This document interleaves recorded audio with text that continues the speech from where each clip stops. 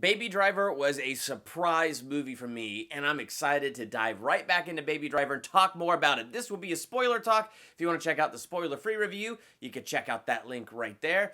Right now, an excellent YouTuber going to be joining me to spoiler talk Baby Driver.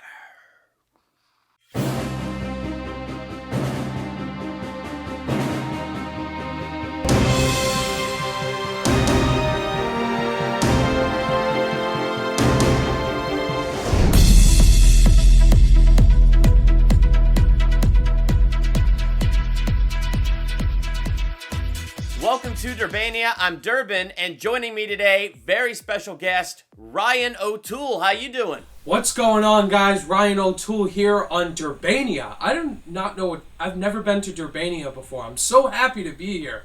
Thanks for having me here, Durbin. Your visa was approved. Very glad that you could come through and hang out here in Durbania.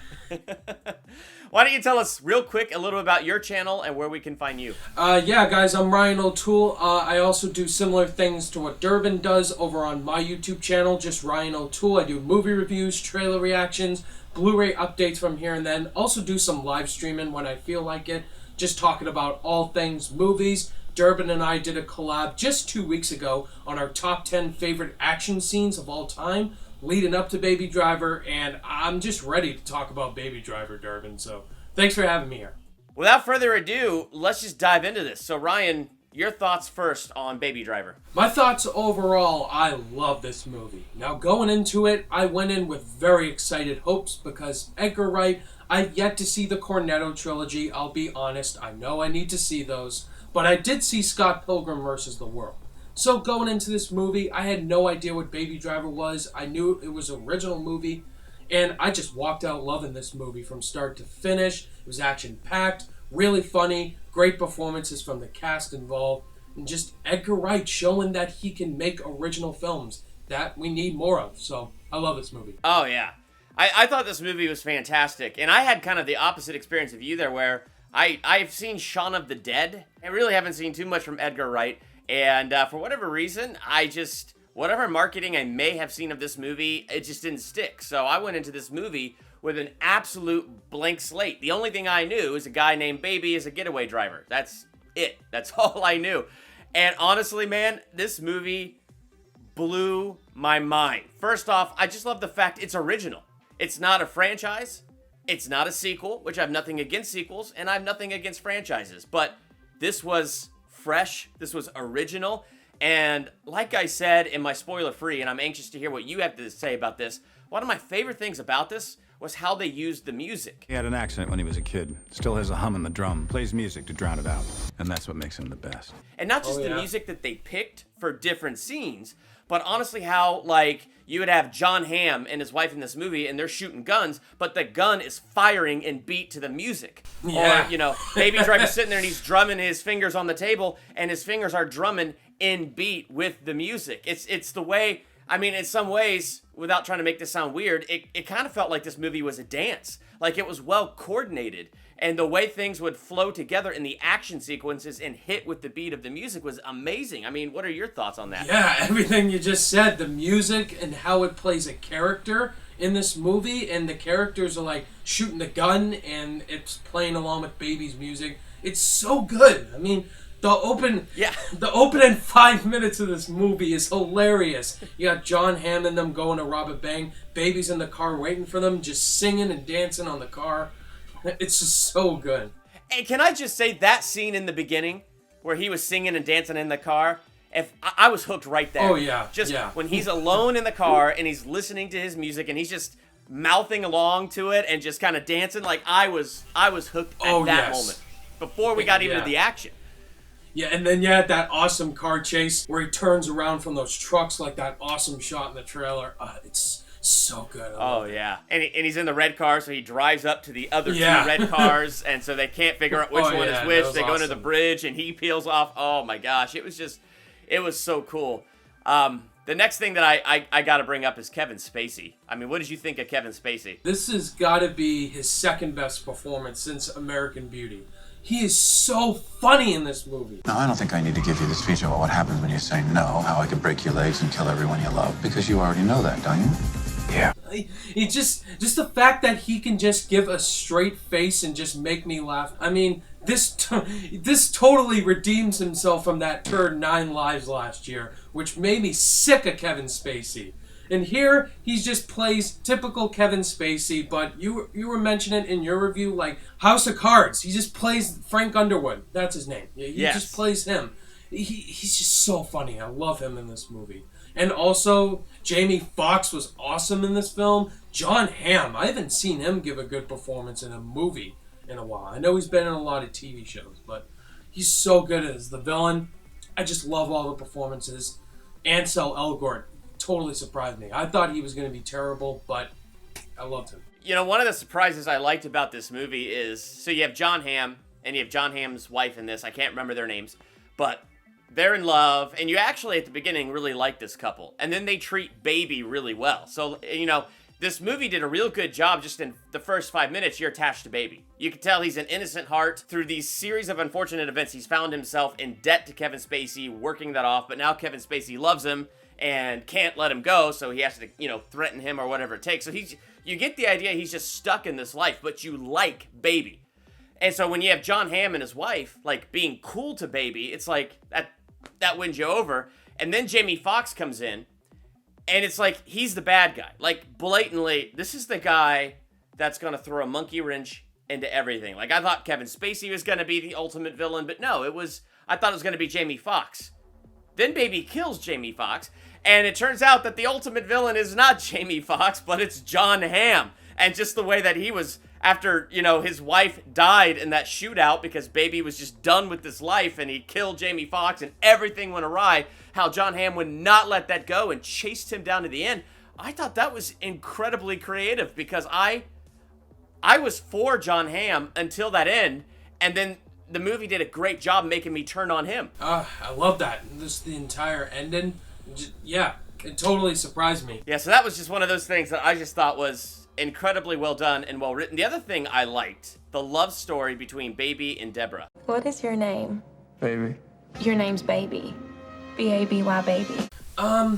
In my review, I kind of thought that was the weakest part of the film, but I didn't say it was terrible. Just every time, like, they go to the love story, it kind of dragged a little bit. I wanted to get back to the action, but I think they had great romantic chemistry. Lily James, she was great in the film, but just, I wished it would have not focused on it too much. It's like, I get it, it's sweet, but I just want to get back to this more intense stuff with Jamie Foxx and Jon Hamm. And it's just a little nitpick. I didn't think it was terrible. Just, I wish they would have gotten back to that more. But yeah. It's still good. You know, I agree with you that the action was so good. There were moments it's like, let's hurry up and get back to the action. But I really liked Deborah. I thought she was, the actress who played her, I thought did a fantastic job. I thought the way she was written into this was really good.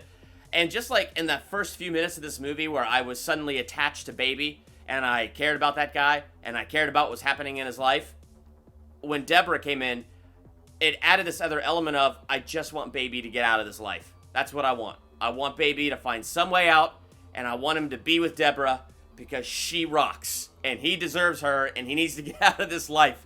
And so the moment that she was in there, it just, to me, it raised the stakes because, like you said, there's that whole long moment where no action was happening, and I think that's the moment you're talking about was like really, really slow when he had settled up with Kevin Spacey, and so he was no longer in debt to him, and things were going well for Baby, and he meets Deborah, life is good. Yeah, I wish it would have picked up just a little bit, if we're looking for complaints. Yeah, well, I mean, yeah, I see what you're saying. I do get that, but I actually even enjoyed that little window of time because the moment he ran into Kevin Spacey in that restaurant, my heart dropped, and I went, oh no.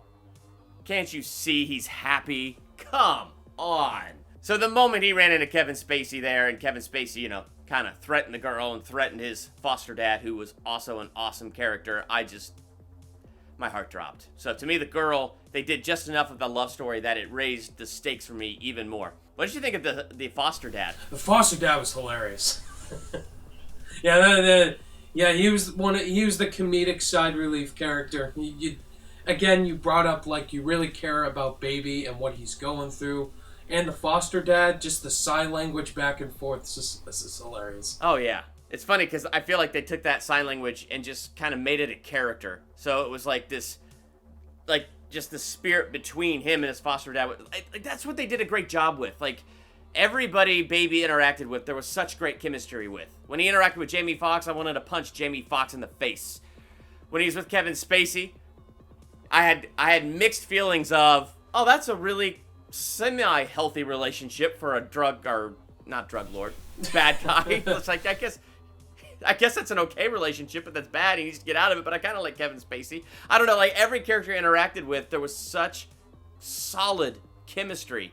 And I think that's the other thing that won me over so fast is I cared about almost everybody Baby interacted with. Whether I hated them or I loved them, in some fashion I was caring about it. One of my favorite parts about the movie is just how much the dialogue snaps and bites. Like, there's a lot of parts where they're trying to get Baby to talk, like John Bernthal at the beginning.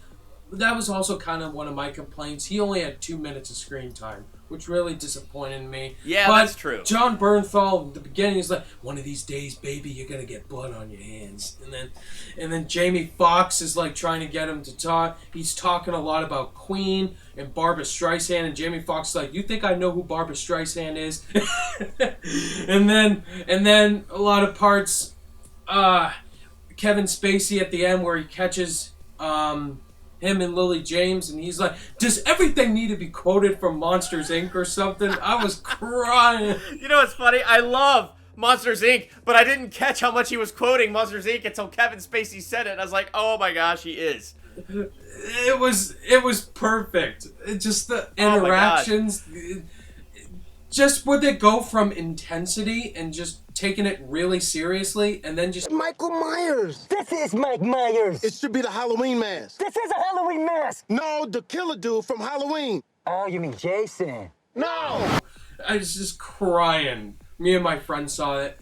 We just could not stop laughing at how funny it was. So talking about funny, that scene where he's with Sammy, the nephew of Kevin Spacey, and they go into the post office to kind of case the joint, see how many cameras, security guards, and you think the kid is disconnected to this, but then all of a sudden he's like, I've already counted. There's like 12 cameras, this many employees. 12 cameras, yeah 5 employees. Yes. Yeah, that scene was funny. Yeah. Oh, such a smart kid. So that was all awesome. And I don't know about you, so Kevin Spacey did so good in this movie that I kind of liked him in the beginning. I liked that when he and Kevin Spacey got square, Kevin Spacey let him go. I was like, oh, that's a cool character. But then Kevin Spacey comes back and threatens his family, and then I hate Kevin Spacey. And then, even at the end of the movie, like, I hated Kevin Spacey until he saw that Baby was in love, so he gives Baby that money, he helps Baby out, gives Baby back that cassette tape that his mom sang on, and just gives all of that back to him and says, I was in love once, And suddenly I like Kevin Spacey again. And then he dies. It stinks. And that was amazing to me how this film was able to do that. I love Kevin Spacey. I hate Kevin Spacey. I love Kevin Spacey. He's an dead. anti-hero. It was incredible. Basically, yeah. Yeah, he was a great anti-hero. And then, what did you think of the final showdown with John Hamm? That was intense.